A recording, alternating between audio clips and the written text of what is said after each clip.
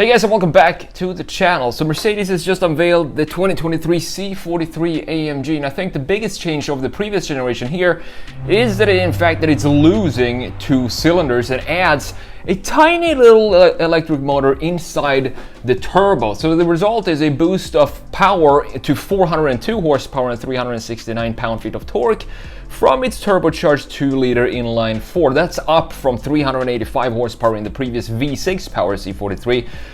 Today, in this video, I want to talk about the design of the C43, compare it to the 2022 regular C-Class, and also to the previous generation C43, and let you know what I think is going on with Mercedes here and which one I prefer, and also talk a little bit about the philosophy of the C43.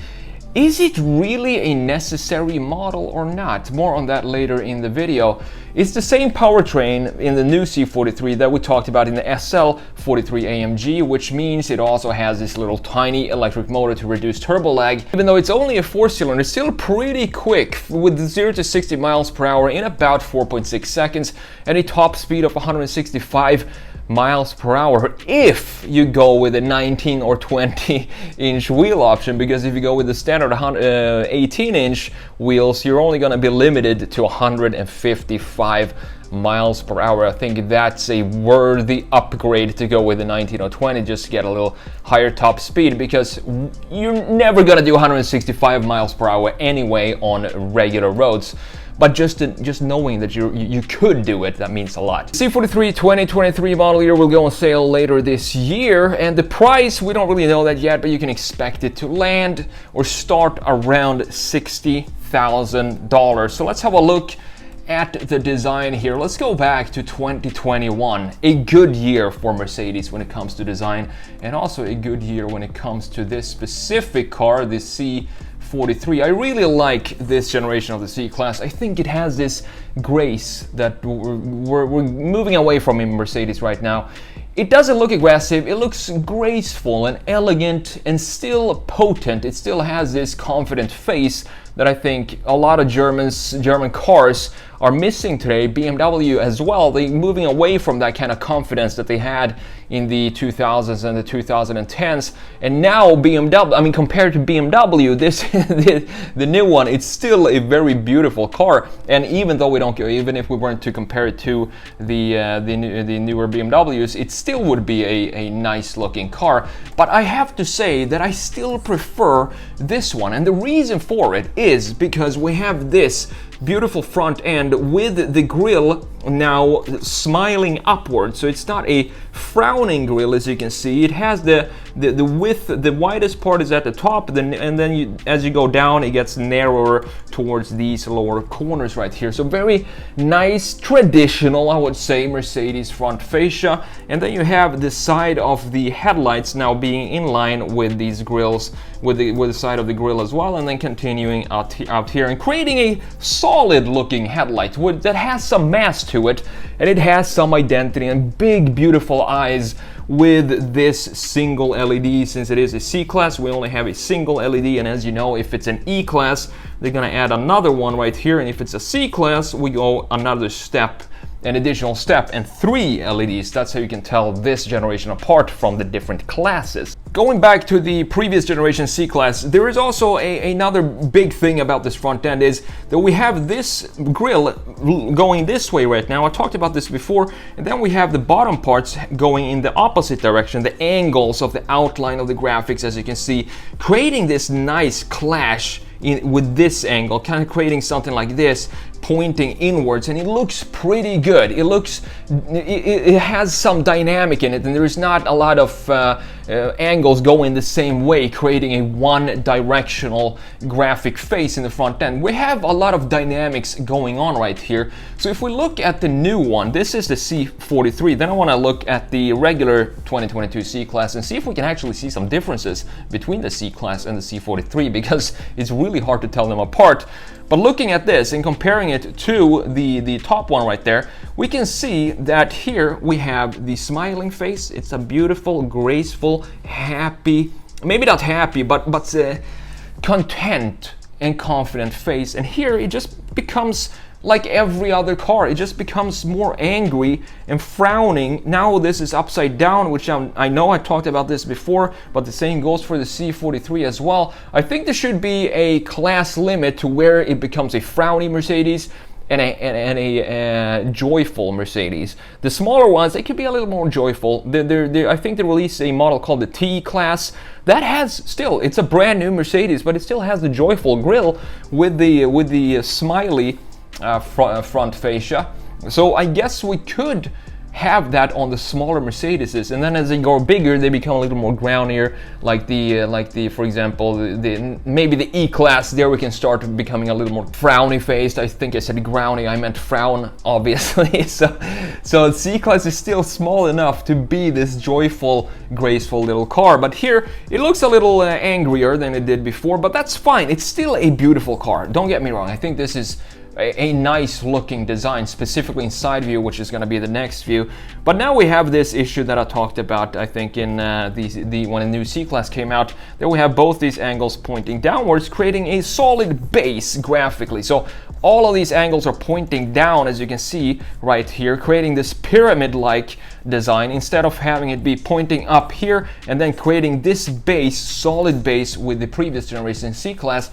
This looks a little heavy in the front end because of the angles in the front end, but needless to say, it's still a beautiful car, because looking at the graphics and how they kind of work together here, they still work great. We have the same angle in the headlight, continuing in the grille here, meeting it in the same parallel lines, creating this beautiful front fascia. And looking at the regular C-Class, this is where it becomes interesting, and why I still really don't know why Mercedes has a C43, but I'm going to talk more about that later. But the differences I can see here is that we have the vertical bar grille, the AMG grille in the C43, also a little AMG badge right there. But here we just have the, the 2021, I guess, C43 grille in the regular C-Class for 2022. So it gets a little confusing here what Mercedes wants to, how they want to separate the AMG sub-brand over the regular C-Class and regular Mercedeses. I think they're melting in too much in this case, and we don't have enough differences between the two. But I have to say, I love this color, this like frozen silver or whatever it's called. It's like a satin silver, it looks really good. Let's have a look at the side view here.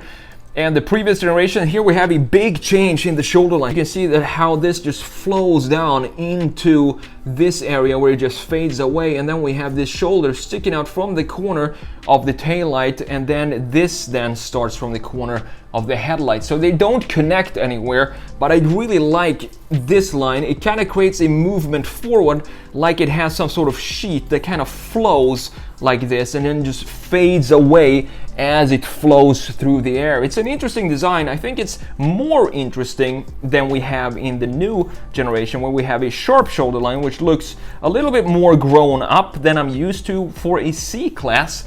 Because the C-Class, you're supposed to have fun with the styling. It's the small sibling of the lineup, and just have some fun and experiment with the lines like we did here in the previous generation. We still have this bottom section line being almost identical to the new version right here.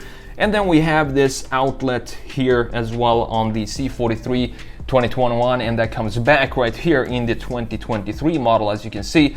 But I really like this silhouette of Mercedes C-Class. I think it's a really good looking car from a side view, because we have some proper small sedan proportions here, and then this line goes into the hood, and then you can see this angle, a sharp angle where the hood is clearly defined, and there is no mistaking that this is an internal combustion car, because we don't have the bubble design where we have the greenhouse sticking all the way to this point or something like that, and then kind of melts into the hood. This is what I want to see, even if it is an EV. I want to have this line, this definition of the three boxes of the design like we have right here. You can still have it even though it is an EV. All you got to do is reduce, maybe you lose some of the interior space, but you can make this like a frunk, a massive frunk instead, and still have the proportions of an internal combustion engine. Again, I want to say this again, Mercedes at the moment doing the best kind of wheel designs from the factory, from any manufacturer, in my opinion. They are nailing their wheel designs at the moment. Same goes for the regular C-Class. This is such an elegant looking wheel. I mean, just the wheel of this car is worth a video by itself. It's elegant, it's classy, it's simple, it's timeless, and it suits Mercedes perfectly, in my opinion. It suits the philosophy of what Mercedes is. But here you can clearly see the shoulder line that I'm talking about in the new generation, with this sharp shoulder going from the front end right here, stretching all the way back, and then a simple baseline right here going into the rear bumper as well. Looking at the front end, comparing to the old one, we now have more of a front-leaning front face, where previously it was leaning the other way, so it's leaning back a little bit. This leaning forward, more aggressive, more ready to pounce than the previous generation, but at the same time it still looks very, very good, but maybe not as Mercedes, what their philosophy is all about. So let's quickly have a look at the rear view here, the old generation. What I like about the old previous generation is the graphics of both the front headlights, because they are bigger. They're actually having an big eyes, and I like that in the taillight as well. I love these taillights. I think these is one of the best looking taillights on any small sedan up to this date, and even still so comparing it to the new generation right here. This looks maybe slimmer, maybe more athletic, but this has more mass, more density to the overall design. It feels heavier, even though it necessarily isn't heavier, but the graphics make it feel more solid, more like a Mercedes-Benz when you have these solid graphics in the front and in the rear as well. I also love the graphics inside of this taillight. It's a really good taillight that fills up the rear nicely. Moving further down here, we see the diffuser. Look at this diffuser and how simple it is. It's a straight line right here, framing the lower end, and then we have 4 tailpipes, beautifully done with a simple classic style diffuser. If we go to the new one, it gets a little more complex here with this upswing or up curve in the lower diffuser going into a straight line and then up on the other side as well, obviously. But we still have a pretty simplistic diffuser with the 4 tailpipes here as well. So it's not, again, it's not a bad looking design, but I still prefer the previous generation just because it feels more like a solid mass quality Mercedes than the graphics on the new one. It still looks good, but it doesn't have that same kind of weight to it, if that makes sense. Comparing it to the regular C-Class down here, you can see that the only changes that I can see is the diffuser. And I talked about this when I talked about the C-Class when it first was unveiled, the new one, that I don't think the regular C-Class should have this air outlet right here. Spare or keep that to the AMG versions and make a little bit more difference between the two models, non-AMG versus regular C-Class. Have them be more separated graphically, because right now they look almost identical. You have a tiny little spoiler on the rear right here, which you don't have on the regular C-Class, and you also have the quad exhaust on the AMG, and here you have just some rectangular exhaust, which looks very elegant and nice. Diffuser looks pretty much the same. It's a little more aggressive, I think, on the AMG version, but other than that, it's almost identical to the regular C-Class. And that brings me to the question, why does the C43 even exist? And when I think about the C43, even the previous generation, it wasn't really a consideration. It felt like almost a fake AMG, like a wannabe AMG, and then you have the big brother, the C63 with the big V8,